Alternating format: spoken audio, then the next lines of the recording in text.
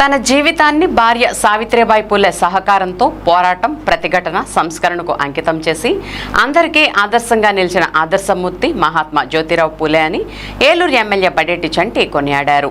ప్రముఖ సంఘ సంస్కర్త మహాత్మా జ్యోతిరావు పూలే 199వ జయంతి వేడుకలను ఏలూరు జూట్ మిల్ సెంటర్లో ఘనంగా నిర్వహించారు. ఈ వేడుకల్లో ఏలూరు ఎమ్మెల్యే బడేటి చంటి ముఖ్య అతిథిగా పాల్గొన్నారు. తొలుత అక్కడ ఉన్న జ్యోతిరావు పూలే, సావిత్రిబాయి పూలే కాంస్య విగ్రహాలకు పూలమాలలు వేసి ఘనంగా నివాళులర్పించారు. ఈ సందర్భంగా ఎమ్మెల్యే బడేటి చంటి మాట్లాడుతూ అణగారిన వర్గాల అభ్యున్నతికి జ్యోతిరావు పూలే తన జీవితాన్ని అంకితం చేశారని కొనియాడారు. కుల, లింగ వివక్షతకు తావు లేకుండా విద్యా సమానత్వం ద్వారానే సామాజిక, ఆర్థిక సమున్నతికి బాటలు పడతాయన్న పూలే ఆలోచన విధానాన్ని కూటమి ప్రభుత్వం బాధ్యతాయుతంగా ముందుకు తీసుకువెళ్తోందన్నారు. అటువంటి మహనీయుని స్మరించుకోవడం అదృష్టంగా భావిస్తున్నట్లు ఎమ్మెల్యే చంటి చెప్పారు. ఆయన ఆశయాలను ప్రజల్లోకి మరింతగా తీసుకెళ్లాల్సిన బాధ్యత ప్రతి ఒక్కరిపై ఉందన్నారు. ఈ కార్యక్రమంలో ఏఎంసీ చైర్మన్ మామిళ్లపల్లి పార్థసారథి, ఇడా చైర్మన్ పెద్దబోయిన శివప్రసాద్, టీడీపీ నగర అధ్యక్షులు Chode Venkataratnam, secretary Reddy Nagaraju, cluster incharge RNR Nageswararao, co cluster incharge Dakarapu Rajeswararao, corporator Guduri Prasad, division incharge Kappa Umamaheswararao, division co incharge Akula Prasad, BC సంక్షేమ సంఘ జిల్లా అధ్యక్షులు ఆర్నేపల్లి తిరుపతి, ఏలూరు టౌన్ బీసీసీఎల్ అధ్యక్షులు తంగేటి మనోహర్, సెక్రటరీ కోరాడ బాలకృష్ణ, బీసీ సంఘాల జేఏసీ కన్వీనర్ లంకా వెంకటేశ్వర్లు మరియు టీడీపీ నాయకులు, డివిజన్ ఇన్ఛార్జీలు, క్లస్టర్ ఇన్ఛార్జీలు, పలు బీసీ సంఘాల నాయకులు తదితరులు పాల్గొన్నారు.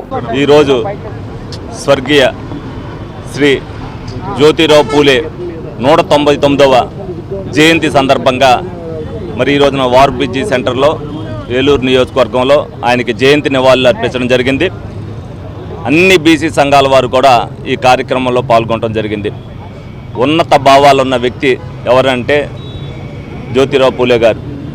ఆ రోజున అణగారిన వర్గాల కోసం అనేక పోరాటాలు చేసి సమాజంలో మార్పు రావాలి, ప్రతి ఒక్కరు కూడా కలిసిమెలిసి ఉండాలి అని పోరాటం చేసి, అదేవిధంగా ఎవరైతే మహిళలు ఉన్నారో వాళ్ళు కూడా ఇంట్లో నుంచి బయటకు వచ్చి చదువుకోవాలి, ఉద్యోగాలు చేయాలని మొట్టమొదటిసారిగా ఆయన సతీమణినే మరి ఉపాధ్యాయులుగా మరి ఆ రోజున నియమింపజేసి ఉద్యోగం చేసేటట్టుగా చేసి ఒక ఆదర్శమూర్తిగా నిలబడ్డారు.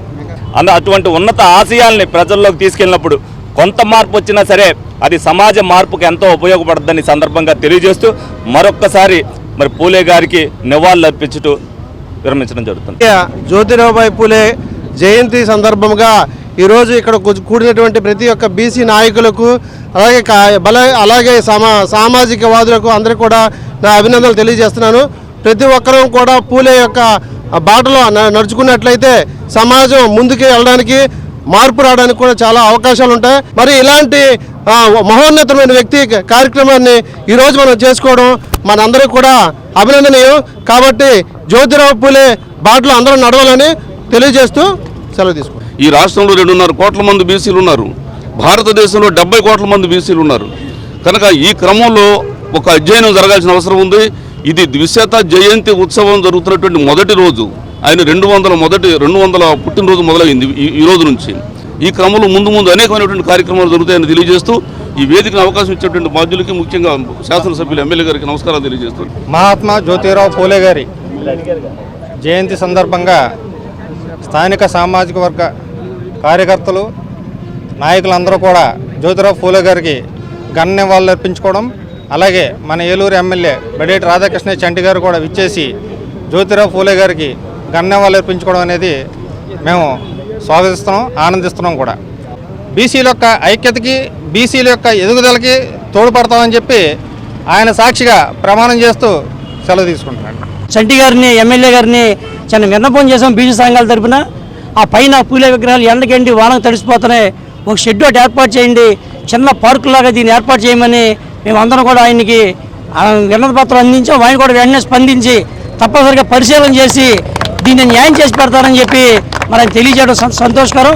ప్రత్యేకంగా ఎమ్మెల్యే గారికి ధన్యవాదాలు తెలియజేస్తూ, అలాగే ఈ కార్యక్రమాన్ని నిర్వహించినటువంటి ఆర్నేపల్లి తిరుపతి గారికి, అలాగే మనోహర్ గారికి ప్రత్యేకంగా కృతజ్ఞతలు తెలియజేసి సెలవు తీసుకుంటా ఉన్నాం.